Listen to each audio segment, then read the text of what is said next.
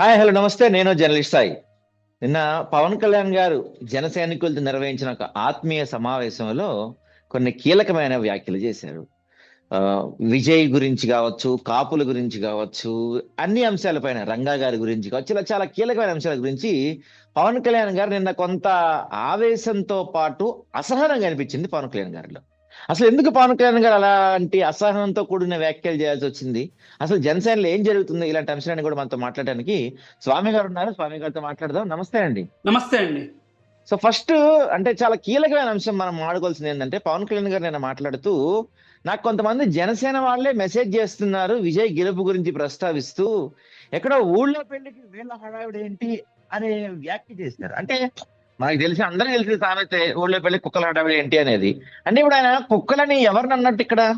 కుక్కలు అనేసి ఎవరిని అన్నట్టు అంటే కనుక మేబీ మెసేజ్లు పెట్టిన వాళ్ళు కావచ్చు, లేకపోతే దాని మీద డిస్కషన్ చేసిన వాళ్ళ గురించి అవ్వచ్చు. కుక్కలు అనేదానికన్నా ఒక్కసారి మనం అనలైజ్ చేసుకోవాల్సింది ఏంటంటే కనుక, ఫస్ట్ ఆఫ్ ఆల్ అక్కడ విజయ్ ఎందుకు గెలిచాడు, ఇక్కడ పవన్ కళ్యాణ్ గారు ఫస్ట్ టైం ఎందుకు ఓడిపోయారు, వీటి మీద అనలైజ్ చేసుకోవాలన్నమాట ఫస్ట్. ఎందుకంటే కనుక పార్టీలు ఉన్నాయి అంటే కనుక అనలైజ్ చేస్తారు.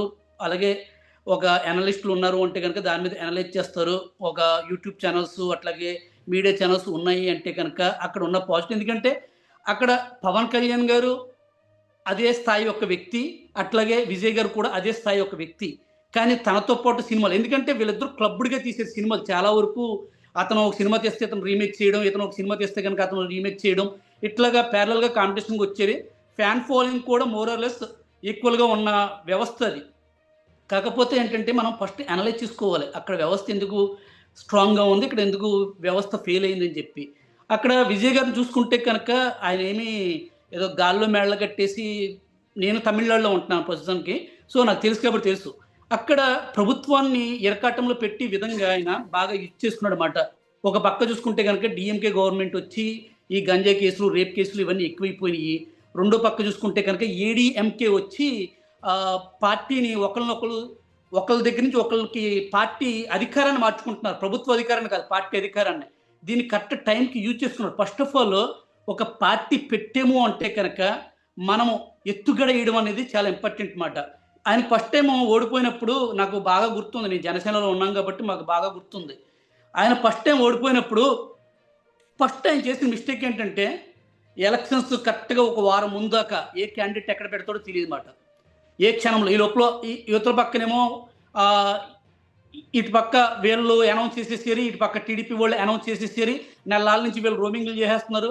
ఆడ ఎమ్మెల్యే క్యాండిడేట్ ఎంపీ క్యాండిడేట్ తెలీదు, ఎక్కడ నిలబడతారో తెలియదు. పవన్ కళ్యాణ్ గారు కూడా ఎక్కడ నిలబడతారని చెప్పేసి ఒక కాన్ఫిడెన్షియల్గా మీటింగ్ చేసే చివరిదాకా అసలు తిరిగి వ్యవస్థ లేదు. వారం రోజుల్లో టిక్కెట్లు తీసుకుని ఎమ్మెల్యేలు అయిపోదామంటే కనుక ఏ రకంగా ఎమ్మెల్యేలు అయిపోతారో నాకు అర్థం కావట్లేదు.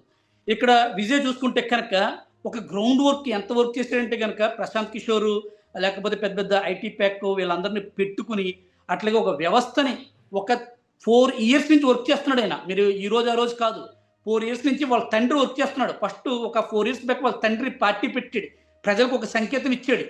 ప్రజలకు ఒక సంకేతం ఇచ్చి మేము పార్టీ పెడుతున్నాము అని చెప్పి ప్రజల మైండ్ సెట్ని ఫామ్ చేసాడు. అట్లాగా ఒక గేమ్ ఆడారు జనాల్లో, అసలు మైండ్ సెట్ ఎట్లా ఉంటుందని చెప్పి. ఆయన మీద మళ్ళీ ఆ తండ్రి మీద కేసులు పెట్టినా కానీ అది ఇంటర్నల్ గేమ్ మాట, ప్రజల మైండ్ సెట్ ఎట్లా ఉంటుంది ఏంటని.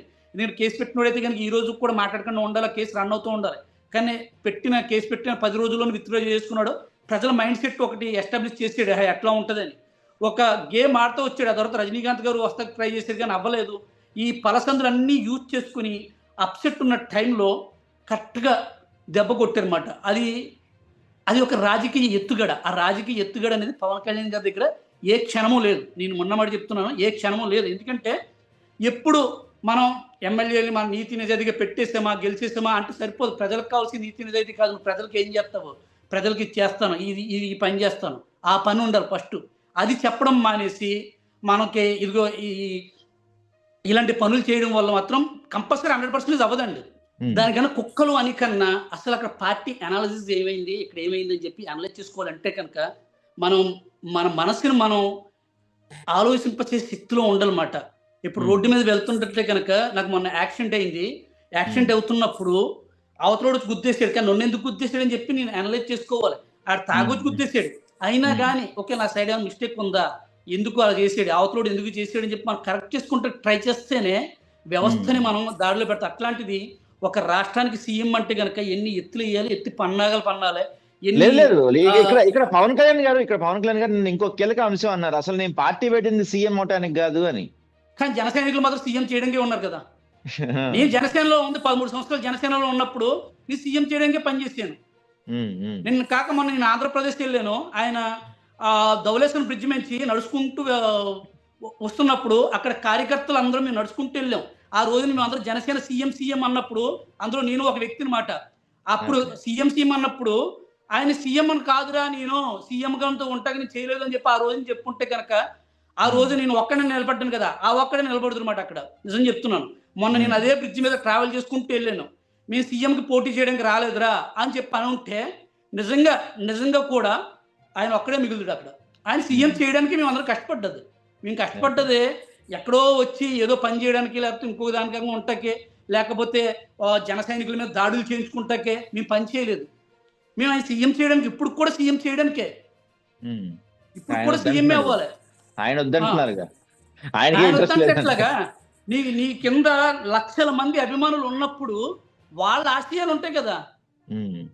నేను సీఎం అవ్వడానికి కాదు అని చెప్పేసి మమ్మల్ని మీరే ఉత్సాహపరిచేస్తే ఎట్లా అవుతారు సీఎం? సీఎం జీవితంలో అవ్వలేదు, ఆయన జీవితంలో అవ్వలేదు. అదే అంటే ఆయన అంటున్నారు, ఇప్పుడు ఎవరినైతే అభిమానులు కావచ్చు వాళ్ళందరినీ ఉద్దేశించి ఆయన ఏమంటున్నారు, మీరు నన్ను పదే విజయ్తో పోటీ చేస్తున్నారు, మరి 2019లో నేను ఒంటరిగా పోటీ కదా, అప్పుడు మీరు ఏం చేశారు? 2 చోట్ల ఓడిపోయా కదా, కనీసం నేను కూడా కలగలేదు కదా, ఒంటరిగా పోటీ చేసి మీరు ఏం చేశారు అని ఆల్వే తప్పనట్టుగా మాట్లాడుతున్నారు కదా ఆయన.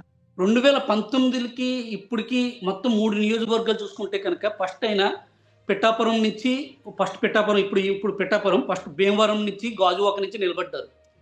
అక్కడ భీమవరంలో కాపులు ఓటింగ్ పర్సంటేజ్ చూసుకుంటే కనుక 22%, ఆయనకి 33% ఓటు వచ్చింది. నేను 100% చెప్తున్నాను. భీమవరానికి 20 కిలోమీటర్ల డిస్టెన్స్ లో ఉన్నాను. ఈ 22% ఓట్లు ఇతనికి పడిపోయి. కానీ పవన్ కళ్యాణ్, ఇప్పుడు జగన్మోహన్ రెడ్డి గారు ఉన్నారు, చంద్రబాబు నాయుడు గారు ఉన్నారు. అరే నేను కమ్మ విషయం ఎక్కడైనా మాట్లాడతారా, రెడ్డి విషయం ఎక్కడైనా మాట్లాడతారా? కానీ పవన్ కళ్యాణ్ గారు పదే కాపులు అని చెప్పి ఇటు కాపుల్ని దూరం చేసుకుంటున్నారు, మిగతా వర్గాన్ని దూరం చేసుకుంటున్నారు. ఎవడ వర్గానికి వాడు నాయకుడిని చేసుకోవాలని చెప్పి ప్రతి కార్యకర్తగా ఉంటుంది. ఎస్ నేను కాపుని కాబట్టి మా నాయకుని కాపుని కంపల్సరీ చేసుకోవాలనుకుంటుంది. కానీ నేను సీఎం అని అవును, నేను ఇంట్లోనే కూర్చుంటాను, లేదా డిప్యూటీ సీఎం అని అవుతాను అంటే కనుక అది కుదరదు కదా. మిమ్మల్ని మోటివేట్ చేసుకొచ్చి ప్రజల్లోకి తీసుకొచ్చినప్పుడు కంపల్సరీ సీఎంకే ముందే పనిచేస్తాము. భీమవరంలో ఈ విషయం చెప్తున్నానండి, 22% ఉంది. మా కాపులు ఓట్లు పడ్డాయా అని చెప్పి అన్నారు కదా, 22% కాపులు ఓట్లు ఉన్నాయి. అక్కడ 3 కాపులు నిలబడ్డారు. అప్పుడు 3 కాపులలో ఎవరికి ఇయ్యాలి ఓటు? అయినా కానీ చాలా మంది నాయకుడిని కంపల్సరీ చేసుకోవాలి, ఇతను సీఎం అవుతాడని చెప్పి 22% ఓట్లు పడిపోయి. గాజువాకలో 24% ఉంది. పవన్ కళ్యాణ్ గారికి 29% వచ్చింది. నేను బల్లగురి చెప్తున్నాను, 24% నుంచి కంపల్సరీ 29%లో 24% కాపులు ఓట్లు పడ్డాయి. ఒక 4% తీసేసినా కానీ 20% పడ్డది. పిఠాపురంలో చూసుకుంటే కనుక 37% ఓటు పర్సంటేజ్ కాపులది, ఈయనకి 64% వచ్చింది. అక్కడ వంగ గీత గారు కూడా కాపే, ఆమె కూడా ప్రజారాజ్యం పార్టీ నుంచి వచ్చిన ఆవిడ అయినా కానీ 64% పడ్డది. అంటే 34% 100% పడ్డది. ఈరోజు మా కాపుల కోసం నేను రాలేదు అంటున్నారు, కానీ కాపులో ఓట్లు అవసరం లేదన్నట్టుగా మాట్లాడుతున్నారు. కానీ కాపులు లేకుండా జనసేన లేదు. ఆ లెక్కనైతే కనుక టాప్ క్యాడర్లో 1-2 తప్ప అంత కాప్ క్యాడరే.